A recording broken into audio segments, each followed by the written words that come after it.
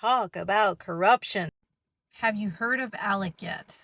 I understood that they were tied to a lot of these conservative right-wing think tanks and bills that are being passed and all kinds of different things.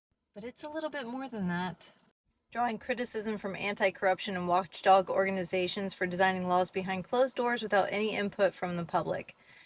And affiliated legislators have been introducing legislation lifted verbatim from ALEC documents.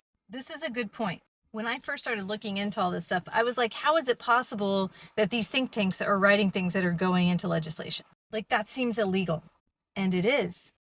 But they do it anyways, because it's hard to prove. They call this ghostwriting, and it happens pretty often. Allegedly. This is probably going to be several videos. But for now, let's just talk about how crappy they are. They have a critical energy theory bill, which is essentially blacklisting any banks that would divest from fossil fuels. The same fuels that the NASA scientists are chaining themselves to JP Morgan banks to try to get us to stop using.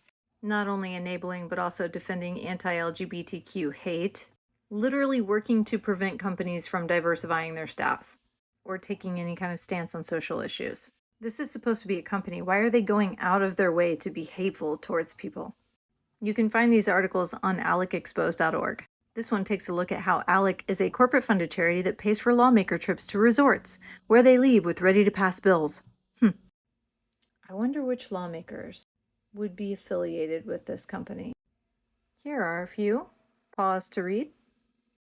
A few more. Pause to read. And more. The list goes on and on and on. But politics isn't necessarily where they're getting their money. It's more where they're getting their rights reserved. So where are they getting their money? That'll have to be another video. First, let's focus on this.